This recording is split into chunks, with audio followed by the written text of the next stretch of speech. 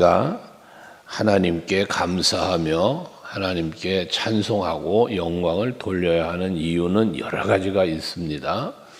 그 여러 가지 이유 중에 최고의 으뜸이라면 바로 하나님께서 우리를 구원하신 그 구원의 은총을 노래하며 감사하는 것이라고 말할 수 있습니다.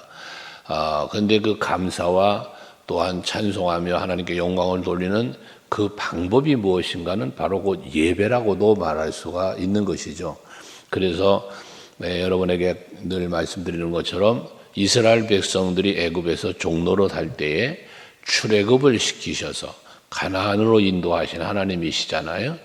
근데 그 출애굽이라고 하는 출애굽은 오늘날 우리의 구원을 상징한다라고 말할 수 있는 것인데, 그럼 출애굽의 목적, 왜 하나님은 이스라엘 백성들을 애굽에서 이끌어내셨는가라는 것입니다.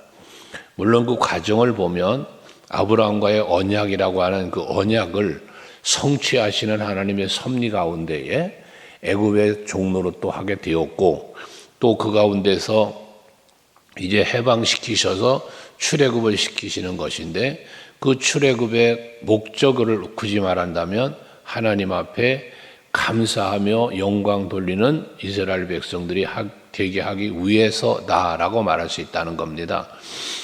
가나안을 저들에게 기업으로 주신 것도 마찬가지.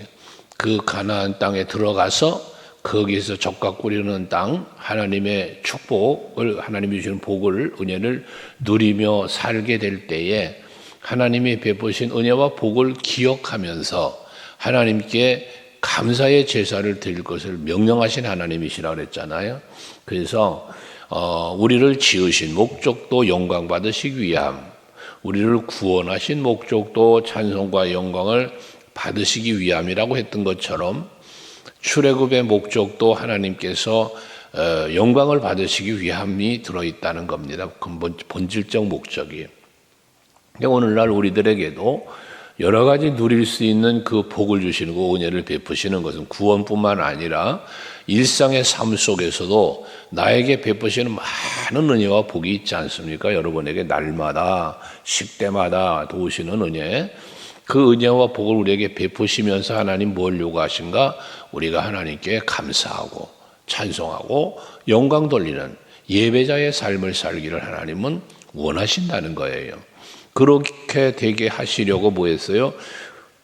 출애굽도 구원도 옛사람에서 새사람으로 이런 변화를 하나님 우리에게 주셨고, 우리로 하여금 그 삶을 살기를 원하신다는 거예요. 그래서 구습을 줬던 옛사람을 벗어버리고 새사람을 입으라고도 말씀하는 것이고요. 오늘 특별히 시편 기자는 1절에서 우리가 여호와께 노래하자라고 하면서 우리의 구원의 반석이다라고 말씀을 표현합니다. 우리의 구원의 반석을 향하여라고 말하는 것은 하나님은 우리의 구원자시잖아요. 유일한 구원자입니다. 하나님 외에, 예수 외에 우리를 구원할 이가 없어요. 예수 외에 우리가 하나님 나라 갈 수가 없어요. 말고는, 통하지 않고는. 이것이 유일한 구원의 하나님이신데, 그걸 반석이라는 표현을 한 것은 뭐냐? 흔들림이 없다, 변함이 없다라는 의미에서 굳건한 이런 의미를 말한단 말이에요. 이게 하나님의 구원의 은총은 영원한 거예요. 변함이 없는 겁니다. 우리가 그 구원의 은혜를 누리고 있는 거예요. 세상은 변합니다, 바뀝니다, 변질됩니다. 때로는 약속도 깨뜨립니다. 인간 사회는 그렇습니다. 세상이 그렇습니다. 하지만 하나님은 결코 우리를 싫어버리지 않는다고, 외면치 않는다고 했고요. 항상 지키시는 거예요. 이게 하나님의 구원은 변함이 없다는 거예요. 흔들림이 없다는 겁니다. 영원한. 그게 구원의 반석이라고 표현하고 있는 것이에요. 그러면서 우리가 감사함으로 그 앞에 나아간다, 시를 지어 즐거이 노래한다라는 표현을 하고 있는데, 우리가 하나님 앞에 나아간다, 그 앞에 나아간다라는 표현을 했어요. 이 나아간다는 게 곧 뭐냐? 이 예배자예요. 하나님께는 나아가는 것, 예루살렘으로 올라간다, 성전으로 나아간다, 들어간다, 이런 표현들을 하지 않습니까? 이게 전부 다 뭐 하는 겁니까? 하나님 앞에 나가 경배하며 찬송하며 예배자의 삶을 사는 걸 말한단 말이에요. 여러분들도 이 아침도 하나님 앞에 나오신 거예요. 이게 하나님께로 가까이 가는 그 삶을 말하지 않습니까? 하나님과 동행하는, 이 가까이 나아감입니다. 근데 어떻게 나가냐? 감사함으로, 찬송함으로라는 표현이에요. 그게 결국 뭐냐? 내가 받은 은혜, 내가 받은 복을 기억하면서 그 마음을 가지고 나가는 거예요. 내가 그래서 우리는 늘 뭐 하다 그랬어요? 헤아려야 된다. 헤아려야 된다 그랬잖아요. 내가 받은 은혜, 내가 받은 복을 헤아려야 된다라는 것입니다. 그래서 항상 여러분이 받은 은혜에 대해서 늘 깨달은 우리가 되어야 돼요. 내가 하나님께 이런 은혜를 받았지. 내가 하나님께 이런 복을 받았지. 이걸 헤아려야 되는 거예요. 그 헤아림 속에서 그 은혜에 보답하고자 하는 마음이 나를 복종케 하고 내가 하나님 앞에 감사하며 하나님께 영광 돌리는 삶을 살기 위해 내가 희생도 할 수 있는 거예요. 지난주에 전도는 희생입니다 말씀을 함께 우리가 나눴지만 전도조차도 희생을 따라가는데 왜 희생해야 된다 했습니까? 내가 받은 은혜, 내가 받은 사랑, 내가 받은 그 구원의 복, 은총을 이걸 나 혼자 간직할 수가 없어서 그것을 저들에게 전하고 싶은 그 열정이 내 마음에 생긴다는 거잖아요. 그때 그것을 위한 희생이 따라온다는 말씀 드렸지 않았습니까? 이것처럼 우리는 늘 하나님이 내게 베푸신 은혜와 복을 헤아리면서 그 헤아림 때문에 감사하면서 하나님 앞에 찬송하며 나아가게 된단 말입니다. 그러면서 3절에는 여호와는 크신 하나님이시다. 모든 신들보다 크신 왕이시다. 크다는 표현을 하고 있습니다. 이 크다는 것은 결국 무엇을 말하는가? 모든 신들보다도 크신 왕이라고 표현한 것은 모든 영적 세계를 다스리시는 분이 하나님이시다는 거예요. 하나님의 주권, 하나님의 통치하심 속에 모든 만물뿐만 아니라 모든 영적인 세계까지 다 하나님의 주권적 다스림, 통치하심 속에 있다는 것입니다. 그래서 4절, 5절도 땅도 바다도 하늘도 속한 모든 것들이 다 하나님께 속하였다는 말씀을 하는 건데 거기 보면 4절에 땅의 깊은 곳이 그의 손안에 있으며 라고 하죠. 또 산들의 높은 곳도 그의 것이고 또 바다도 그의 것이며 육지도 그의 손으로 지으셨도다. 모든 만물의 주인이 하나님이시다는 거예요. 이 주인이라는 것은 결국 그의 것이라는 건 하나님의 소유를 말하잖아요. 그러니 이 모든 것들, 만물들은 다 앞에 있는 영적인 세계의 신들까지조차도 영과 육적인 세상의 삶에도 내세와 이 세상 것까지 이세까지 전체를 다스리는 분이 하나님이시다는 거예요. 왜? 그분이 창조하셨고 그분이 섭리하시는 것이기 때문에 그렇다는 겁니다. 그럼 나는 어디에 살아요? 하나님이 창조하신 창조의 세계 속에 내가 살아요. 이 세상도 우리가 하나님 나라를 가든 천국에 가도 그 나라도 하나님이 이루신 나라 아니겠어요? 하나님이 거하시는 나라고 통치하며 다스리는 나라입니다. 이 세상도 내세인 천국도 마찬가지, 지옥도 마찬가지. 모든 것을 다스리시는 분은 하나님이시다. 근데 내가 어디 산다? 그 안에 산다. 그러면 결과적으로 뭐예요? 나를 다스리고 나를 통치하시고 나를 섭리하시는 분이 바로 여호와 하나님이시단 말씀이잖아요. 그래서 바울 같은 고백이 나오는 거예요. 내가 나 된 것은 하나님의 은혜로 되었다. 여러분, 이 아침에도 잠자리에서 건강하게 일어나신 거 이게 하나님의 은혜임을 우리는 알아야 된다고 그랬잖아요. 내가 두 발을 걸을 수 있어. 내가 모든 것을 여러 가지 할 수 있어. 육체적으로 뿐만 아니라 모든 영적으로도 할 수 있다는 이 자체가 하나님의 은혜라는 거예요. 그러한 하나님의 주권, 하나님의 능력, 하나님의 다스림과 통치, 그 속엔 인도함과 보호하심, 이게 다 들어가 있으니까. 하나님의 다스리심 속에는 보호하시고 우리를 다스리시고 지키시고 은혜 베푸시며 복 주시는 이 모든 것이 하나님의 다스림 속에 있어요. 이사야 선지자를 통해서나 많은 선지자를 통해 말하지만 나의 소유된 백성, 너는 내 것이다. 이런 표현들, 이게 전부 다 뭡니까? 하나님의 주권적 은총과 섭리 안에 있는 우리들이라는 이야기를 하는 거지 않습니까? 우리는 이것이 기쁨이 되는 거잖아요. 내가 하나님의 것이 되었다는 것이 불쾌한 게 아니잖아요. 내가 하나님의 소유가 된 것이 불쾌한 게 아니잖아요. 하나님이 나의 소유? 이건 말이 안 되잖아요. 예수님이 나의 소유? 이건 아니잖아요. 내가 하나님의 소유요, 내가 예수님의 소유가 되어야지. 그것은 결국 그의 은혜 안에 산다는 의미로 생각할 때는 우리는 기뻐할 일이고 감사할 일이라는 겁니다. 시편 기자는 그걸 얘기하는 거예요. 그래서 6절에 오라 우리가 굽혀 경배하며 우리를 지으신 여호와 앞에 무릎을 꿇자 그랬어요. 굽혀 무릎을 꿇자, 이런 표현들, 이게 뭐예요? 하나님의 그 주권적 섭리, 하나님이 우리에게 베푸신 놀라운 은총들을 앞에서 감사함으로 그 앞에 겸손히 무릎을 꿇자라는 거예요. 그리고 하나님을 경배하자라는 것입니다.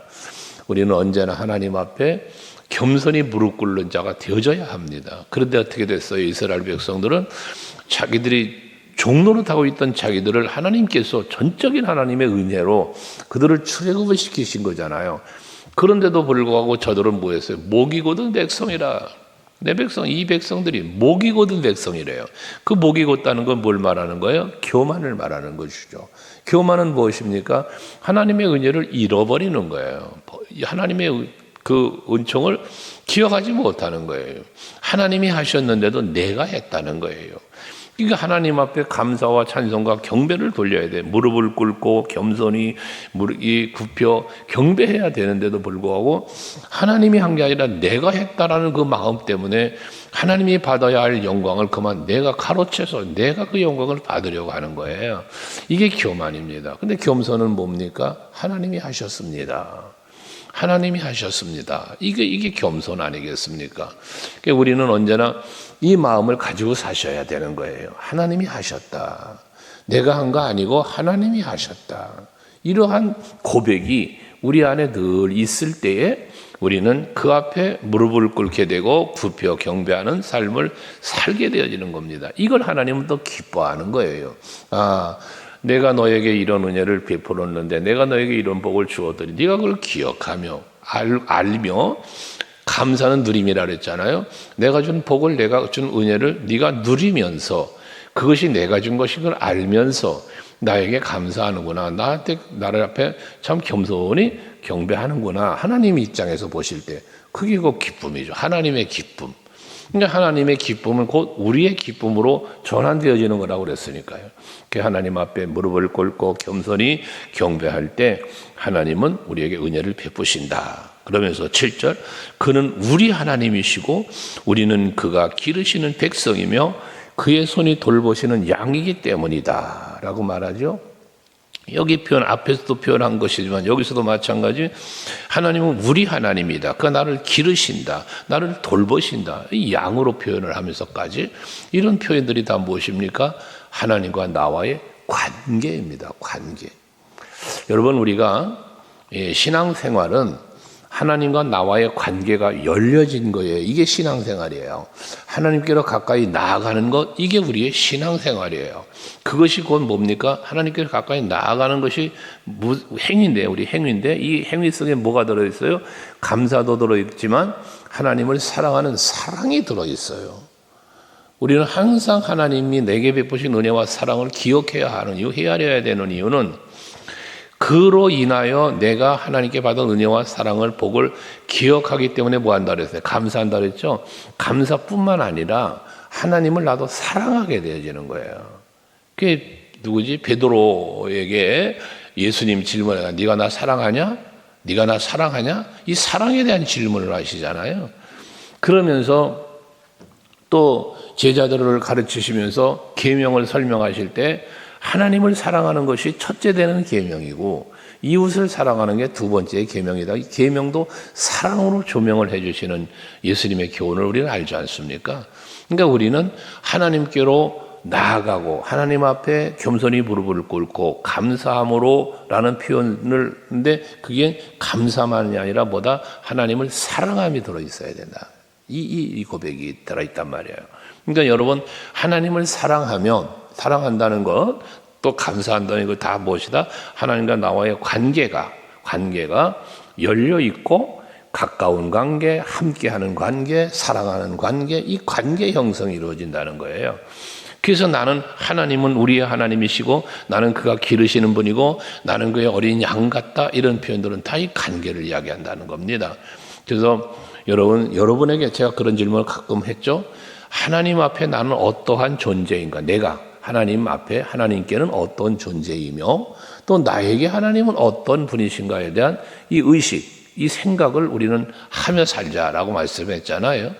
그러한 관계적 생각을 하면서 그 관계를 유지시키고 더 가까워지도록 힘쓰는 것이 우리의 신앙생활일 뿐만 아니라 그것이 곧 하나님께 기쁨과 영광을 돌리는 우리의 삶이 된다는 거예요. 그래서 언제나 여러분들이 점검해야 될 것이 뭐냐? 하나님과 나와의 관계를 잘 점검하는 거예요. 지금 하나님과 나와는 거리가 얼마나 돼 있지? 여러분들이 예배를 드려도 우리가 주일을 하면서도 나와 하나님과의 관계, 이 거리는 얼마나 가까운가, 얼마나 먼가, 이걸 헤아려 봐야 된단 말이에요. 내가 눈만 떠도 하나님이 보이고 고개만 돌려도 하나님이 보이고 내 손만 내밀어도 바로 잡을 수 있는 하나님, 이러한 것이 임마누엘이잖아요. 이 신앙 안에 사는 것이 여러분 우리가 하나님께 기쁨을 드리는 거고 나도 큰 은혜를 누리는 삶이 된다는 거지 않습니까?